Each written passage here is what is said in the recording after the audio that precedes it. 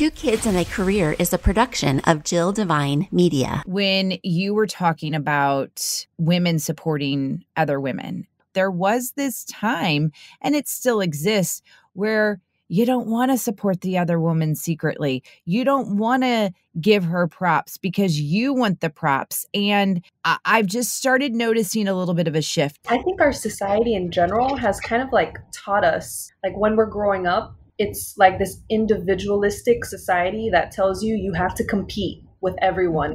You can't be happy for someone else. I think we are, like you said, shifting into a more supportive role when like there's room and there's space here for all of us to grow and to develop. And, growing up in Miami, most of my life, I felt like that. I had very few women friends and like female friendships because it was that sense of like jealousy and judgment and resentment. Becoming a mother, I knew that would have to shift. And I kind of found myself longing for like community of women again, and like that wisdom that only women have. Like there's just something so magical about women coming together. Two Kids and a Career is brought to you by Blondin Real Estate. They're a family-owned boutique-style brokerage with over 40 years of experience serving the counties that surround St. Louis. See the properties they have to offer at blondinrealestate.com. That's blondinrealestate.com. Hi there, and welcome to Two Kids and a Career. I'm Jill Devine. As an entrepreneur, wife, and mama, the daily grind of trying to build a business while taking care of kids and trying to maintain a healthy connection with my hubby,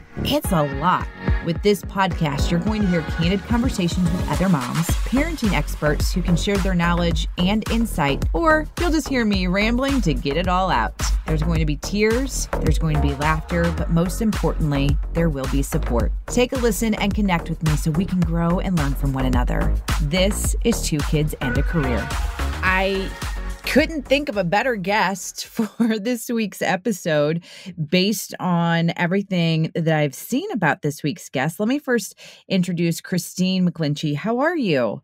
Hi, I am doing well. I'm really excited to be here and to talk to you today. Well, I am excited to get a little perspective, and let me explain how I was introduced to Kristine. And she's going to talk a little bit about this group. So I have a friend who's part of this wonderful community called HeyMama, and she sent me an email that said, hey, you might want to talk to this wonderful woman on your podcast. So I did a little bit of searching, and I said, absolutely, because you have a book called Mantras for Mindful Moms. I'm like, oh yeah, we need that. I always am trying to find that perfect mantra, and it obviously changes hour by hour. Yeah. So then I also found out that you're a former corporate communications professional. You took the leap into entrepreneurship at 2 weeks postpartum. Yeah. And so we have that connection. I am a new entrepreneur. I have 2 babies, and that's what the podcast serves. It serves other moms out there in some sort of capacity. Maybe you're not an entrepreneur. There's still something that Kristine's going to have for you. So I just want to start from the beginning. Tell me about you, and tell me, what has led you to why we're talking right now. Yeah, so my daughter is currently 16 months old. And I want to say it really all started as soon as I found out that I was pregnant. I've always wanted to be an entrepreneur, but I was hesitant and, I was afraid. The majority of my career was spent in the corporate world. So I was a public relations manager for some really big companies and brands, some travel industry and cruise lines. So I didn't know what becoming an entrepreneur would even look like. But as soon as I found out I was pregnant, I just knew that my current path wasn't sustainable. I was traveling, I was working 14 to 16-hour days. Yeah, and I was just like, how am I going to I'm not even going to be able to see my baby if I keep, this career path. So I thought that was just like a really pivotal moment for me to really define what it was I was stepping into and how I was going to show up as a mother. And yeah, 2 weeks postpartum, I was hustling on Facebook groups. I was like reaching out to my network and my connections, trying to get some side gigs to really establish and build the momentum for my company. And after my maternity leave was up, after the 3 months, I fully quit my full-time PR manager job and I stepped into entrepreneurship full time. And so now I'm a consultant. I still work with health and wellness professionals on the branding side with messaging. And, I've cultivated this really beautiful community online, HeyMamas, that really helped and supported me throughout like this entire journey of becoming like two people. I was like birthing a baby, birthing a business. And in a sense, I was stepping into this new role and this new person, like this new version of myself. So community was very, very important for me, mentally, emotionally, because, becoming a new mom is it's hard in itself. And when you're layering becoming a businesswoman on top of that, there's just so much feelings around like worthiness and fear and failure and rejection. So I really leaned into communities such as HeyMama and some local organizations for me here in Miami, Florida, that really connected me with other women who were kind of like rooting for me, and it's a beautiful thing when women can come together and share and celebrate, so that was new for me too. Having those kind of relationships and having that kind of support system. Well, I want to ask you about the corporate world, because the same for me. I mean, it's one of those, you are in the corporate world. I mean, most individuals when they start out in their job, and it is something that I just thought about when you were talking about how, wanting to make that shift, and you're scared and you don't know if you can. And it is very interesting that some people think the corporate world helps them when they go into entrepreneurship, and some people feel like it has held them back. And I feel like I'm kind of in the middle. Like I never, and maybe to a little bit to this day, like I can't always do it on my own. And how do people do this? Yeah, for me, I felt the corporate world really prepared me. It really gave me that thick skin. Yeah. That layer of protection of like just knowing how to handle different personalities. It really gave me that sense of strength and resilience that I can kind of figure out anything. And in a sense, it also held me back because it kind of limited my potential for growth as well. Because when you're at a corporate job, you only have so much room to grow. You're kind of like at the mercy of the company and, your superiors and all of the people around you. So yes, it's definitely a delicate balance. There's really important lessons in both of those. But I will say, like, even now, I still lean on mentors and I still lean on community to really support me and support the growth of my business. And it's a lot of mindset shifts mentally that really need to occur to keep you like strong and have the stamina, because that's another thing. Like, to be an entrepreneur, you really have to have the stamina to like experiment and put yourself out there and really see like what's landing with your audience. When you were talking about women supporting other women, and I feel like we've talked about this quite a bit lately in season 4 of the podcast. And it's just still one of those things that seems a little odd. Like there was this time, and it still exists, where you don't want to support the other woman secretly. You don't want to give her props because you want the props. And I've just started noticing a little bit of a shift, even in, let's say somebody has another podcast. I would love for them to come on. I want to support them. I want people to do what I can do for them, they can do for me, if that makes sense. So I love that you brought that up, because I don't feel like we're doing it enough. Oh, definitely. I think our society in general has kind of like taught us, like when we're growing up, it's like this individualistic society that tells you you have to compete with everyone. Mm-hmm. You can't be happy for someone else. You're always having to like chase and compete. And I think we are, like you said, shifting into a more supportive role when like there's room and there's space here for all of us to grow and to develop. Like we have enough resources for everyone to have a podcast and not Yeah. feel like you have to undercut or compete or sabotage. And growing up in Miami most of my life, I felt like that. I had very few women friends and like female friendships because it was that sense of like jealousy and judgment and resentment. And becoming a mother, I knew that that would have to shift, and I kind of found myself longing for like community of women again, and like that wisdom that only women have. Like there's just something so magical about women coming together and authentically showing up and supporting one another.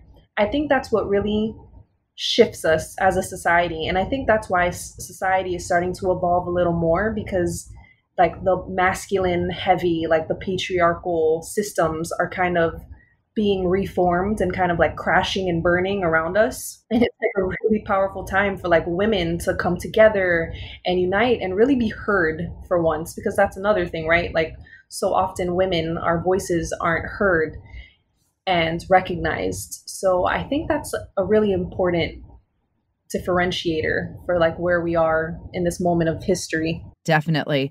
And I feel like when we start to support one another, it just shows.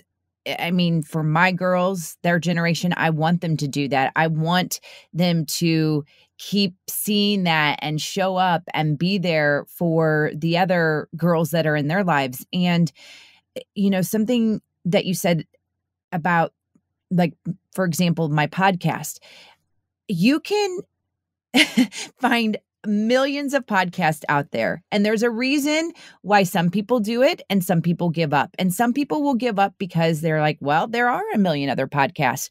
Why is mine going to be different? Well, it's going to be different because it's your podcast. Yeah. Just like Kristine, your business, I'm sure there's others that are doing it, but you're Kristine. And we're faced with so many choices in life. And there's a reason for that, because sometimes you like one thing over another, and it's okay. It's okay to say, well, Jill's podcast really isn't for me, but you know what?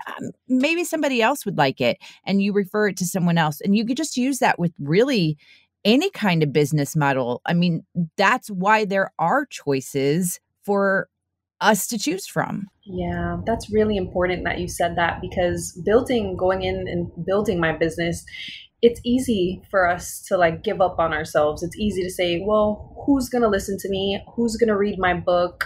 Who's going to listen to my podcast? And like you said, once we commit to something and we set an intention to build it and to provide it, the people who we're meant to impact will come to us and will form naturally. So that's great advice for anyone listening who's hesitating to start because they feel like, oh, well, that's already been done. It's okay, because like you said, it hasn't been done by you. Absolutely. And another great example besides the podcast, but think about real estate. Real estate has so many options and choices. And if you're familiar with the podcast, you know that Blonde in Real Estate, a proud sponsor, and the ladies behind Blonde in Real Estate, I mean, they hustle day in, day out. And when they first put together Blonde in Real Estate, they could have easily given up after a year, even 2 years or 3 years. But instead, they continue to reinvent what they're doing. They want to make sure that they're not just a cookie cutter real estate agency and doing all the things that others are doing. They go above and beyond. I mean, whether it is as simple as writing a blog on the way that you should pack up your belongings when you're moving, to offering a feature where you can sign up to learn about a listing before it even hits the market. All of that can be found at blondeinrealestate.com.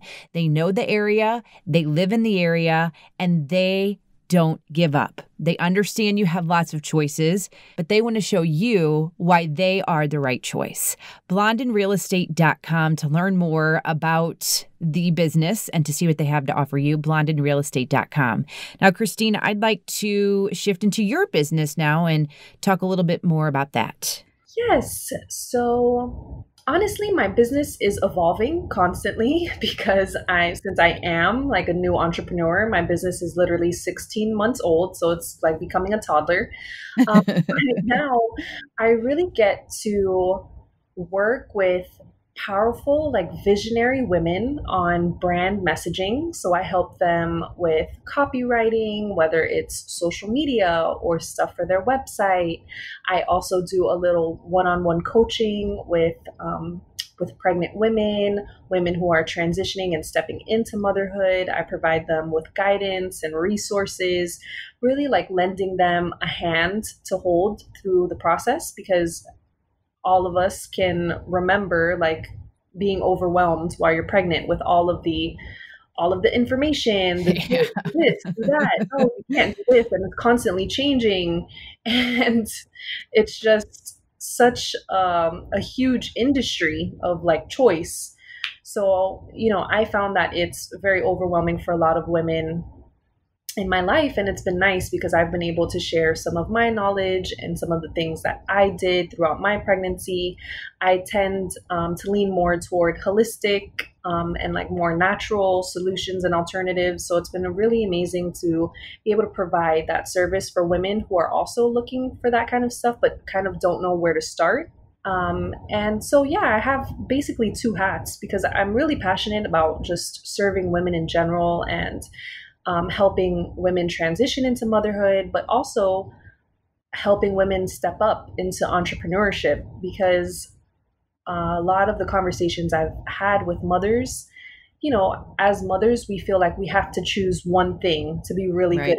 So it's either I have to be a really good mother or I have to be a really good businesswoman.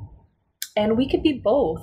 And that's what I had to give myself the grace and compassion and the permission to be both as well. I always like to hear about one of those moments that made an impact on you. And I don't know, do you have a moment with one of your clients that you could share? Sure. So I actually have a client. This goes into the more like deep inner healing work that I also do. It's really like hard to define and encompass and explain like what I do because it's just so personalized. So this is just a beautiful example of a woman who had really, she's stepping into motherhood, but she had a lot of trauma surrounding becoming pregnant. There was a lot of abuse in her prior relationships. So she was feeling very neglected and disconnected from her body.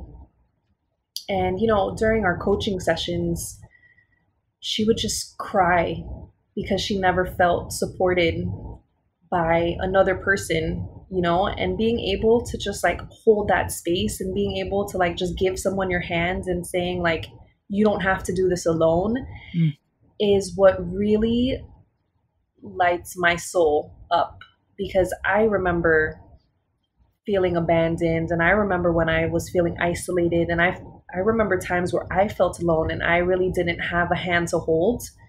So being able to give that to someone else is just priceless. Like you can't even put a value on that. And just knowing that you're making such a beautiful impact. And for me, especially with mothers, because everything begins with the mother. Like mothers are the source of all creation. So when we can really empower women and when we can birth more conscious people, more conscious women, we can really create a more loving world and society. And we need that. Yeah. We need that more than ever right now. Mm-hmm. I want to talk about the intersection of spirituality and motherhood. Could you talk to me a little bit about that? Sure. So when I was transitioning into motherhood during my pregnancy, I really had to lean on like faith and surrender and just trust. And, while I was going through my pregnancy journey, I just felt like in so many ways we've lost that connection to like the sacred ability to create life. Like when I was going to my doctor's appointments, they're kind of like, all right, yep, you look good. Like, here's your stamp, move on to the check mark. Like the whole procedure, it's like, childbirth as a medical procedure instead of like this really sacred space that a woman is entering. So I really wanted to bring that like spirituality and that cultivation of like that sacred mother, like the divine feminine energy back into the process. And that's what I hope to instill within my community and within my clients. But also kind of that's how I created Momtras, because I remember like the baby being weeks old and I was just telling myself like, how the hell am I going to do this? Like I suck. I'm like, Yes. what? Like, it's like that whole overwhelming fear of, oh my God, am I going to accidentally suffocate the baby while she's sleeping? Like, I'm a terrible mom. Like, I'm not good Mhm. enough. I'm about to leave my job. Like, what am I doing? It's like that Mhm. whole like fear mentality. And I was talking to myself, I was saying the worst things about myself. So that's where the inspiration for my book came from, because I was like, if I'm a pretty positive person and if I'm saying these terrible things about myself, oh my gosh, like what are other women saying? Like what are other moms walking around saying to themselves?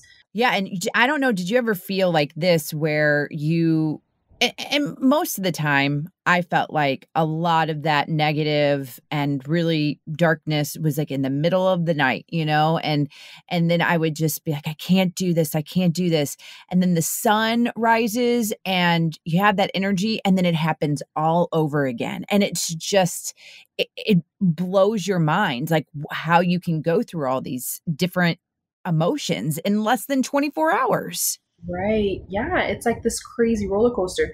And, when you have a newborn, it's like time, space, like nothing, everything melts into like one Uh-huh. long, infinite day. So you don't have no idea. Is it Tuesday? Is it Wednesday? It just all flows into like this one day. So it's really easy to get into that dark space, like you said, and kind of talk yourself off a ledge. Um, and so I really wrote this book. I just sat down and I wrote it, all of the things that I needed to hear, all of the reminders that were keeping me connected to myself and to my purpose, and knowing like you are not these thoughts. So, for anyone who is familiar with a mantra or an affirmation practice, it's basically just cultivating like repetition, like repetitive sentences over and over again, and really embodying and instilling and embracing that message so that you become it. And I thought this was just so beautiful and so important for moms, because moms are probably the harshest critics on themselves, because you're responsible for yourself and your family. So there's a lot of pressure and there's a lot of, mental health issues that arise with motherhood.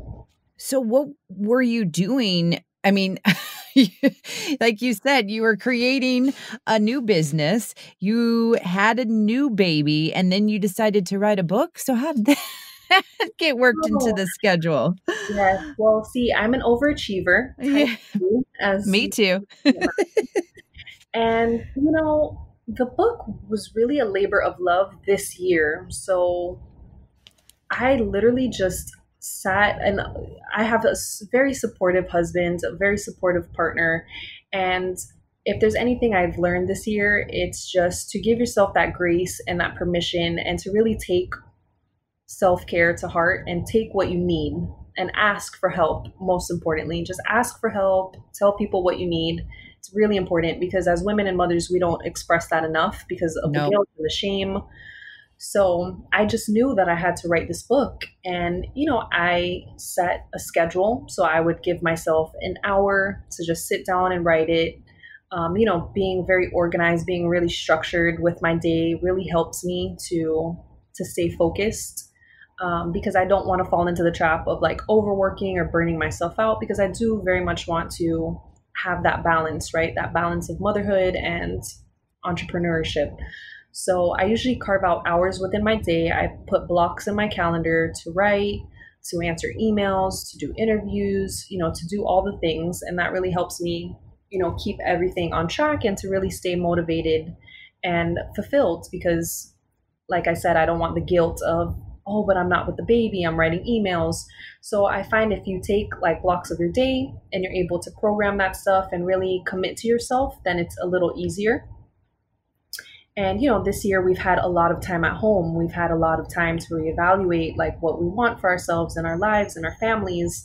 And, in that transition, I was able to sit down and really focus, distraction free, and write, publish, and release the book this summer. The book is on Amazon, and I think it's a perfect gift. It's almost like one of those, put a bunch of them in your cart.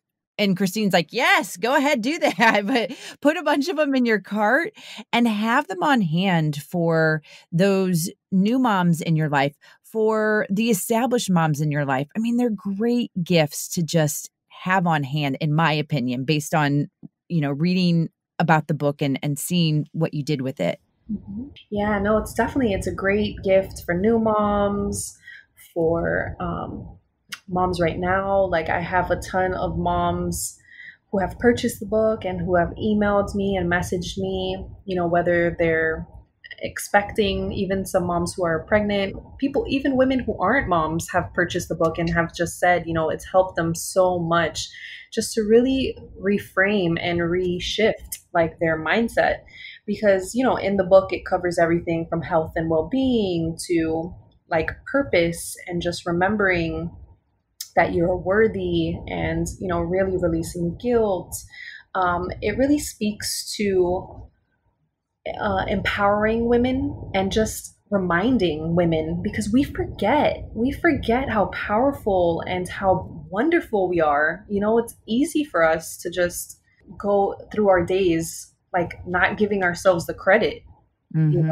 So this book is like self-care in 110 pages. It's just like, hey, you're amazing.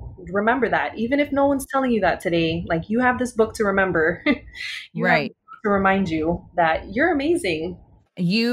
Every single person should have some sort of a ritual that they do take into a mantra or some sort of self-awareness every single day to help build your brain, build your confidence.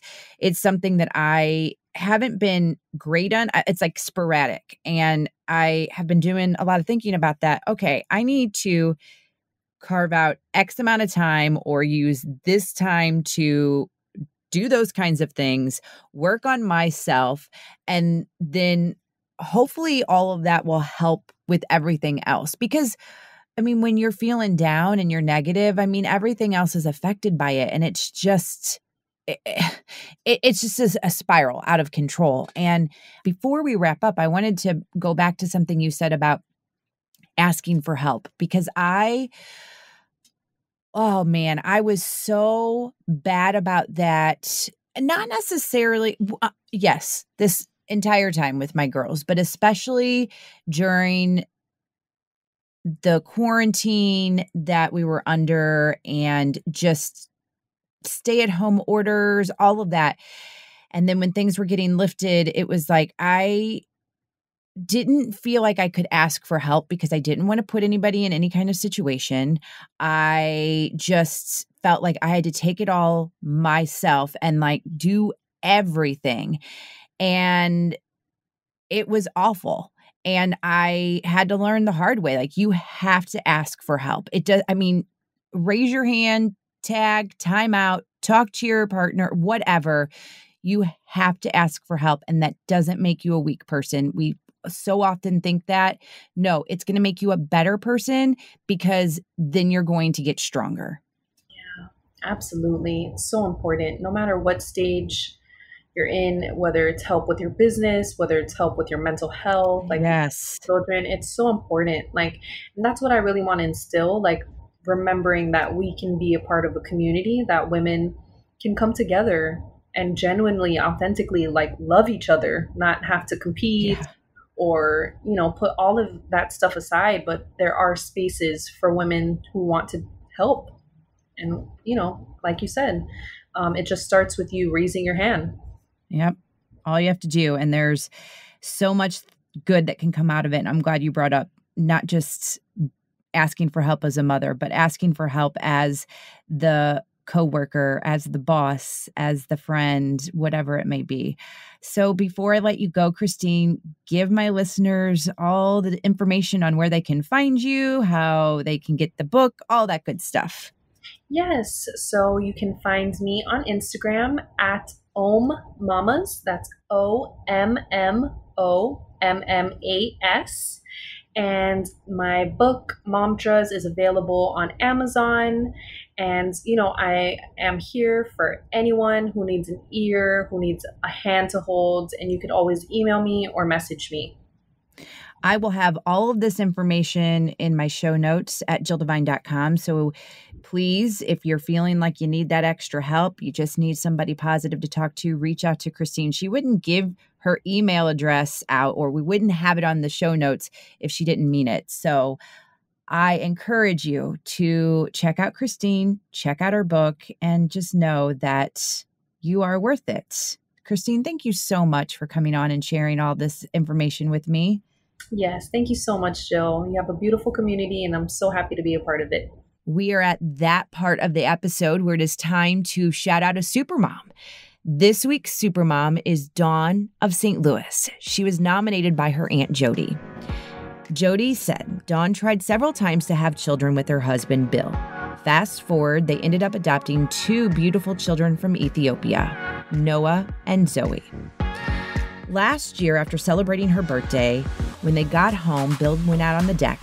After a while, Noah ran into his mom and said that his dad's head was laying on the table and he got sick.